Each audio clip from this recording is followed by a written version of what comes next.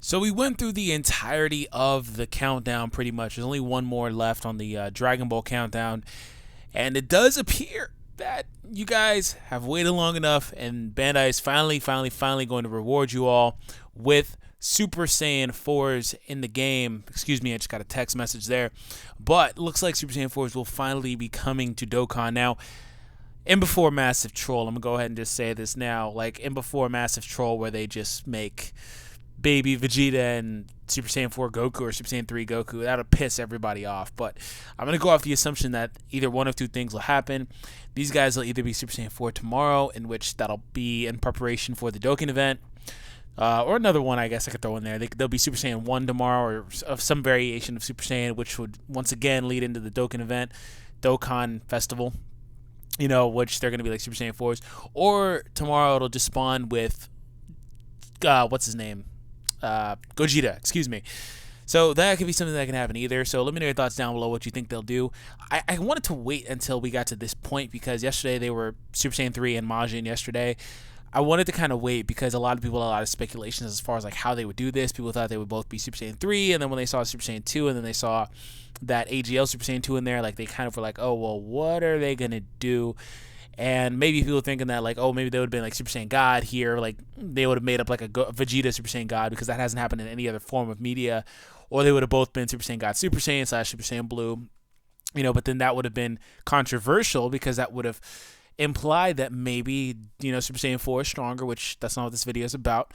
And it appears that, and I kind of thought this was another variation too that they could have done, because it seemed like they were going through a lineage, right? Like a very specific set order for these characters. They go Super Saiyan 2, then their base form GT because time has passed, and then they go Super Saiyan or Super Saiyan 4, whatever they're going to do next tomorrow. So I put up a video maybe like a week and a half ago where I was like, hey, let's chill out. It's very unlikely they do Super Saiyan 4s because X, Y, and Z. Okay. Now I said in that video, and I didn't really address it. I was going to do it in a separate video, but I decided to wait for this.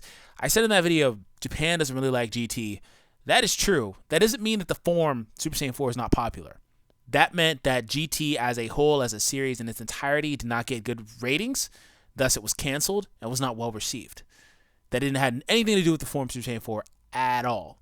So, since GT as an entire entity wasn't received well, I can see a company being reluctant to release GT stuff for an event such as their anniversary. Let me specify that because I felt like I needed to do that because people didn't understand and they're misconstruing what I said.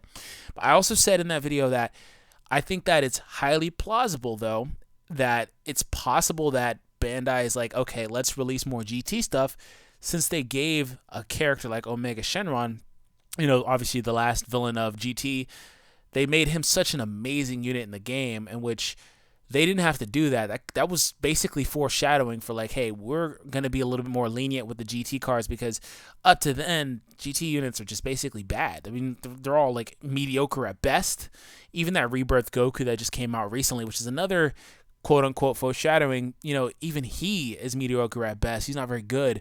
So they've been releasing a little bit more slowly but surely. So what I think will happen here, we're going to get a little bit more information tomorrow. I think we should know about the events because it should be in the data. It should get data mined tomorrow, 24 hours from now.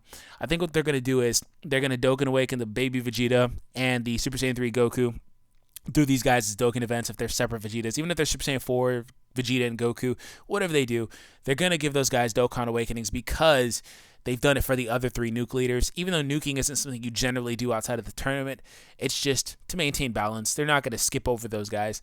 So they're going to get Dokkan Awakenings, so that'll probably come out, or they'll release a story event for this portion of GT, which I expect to happen as well.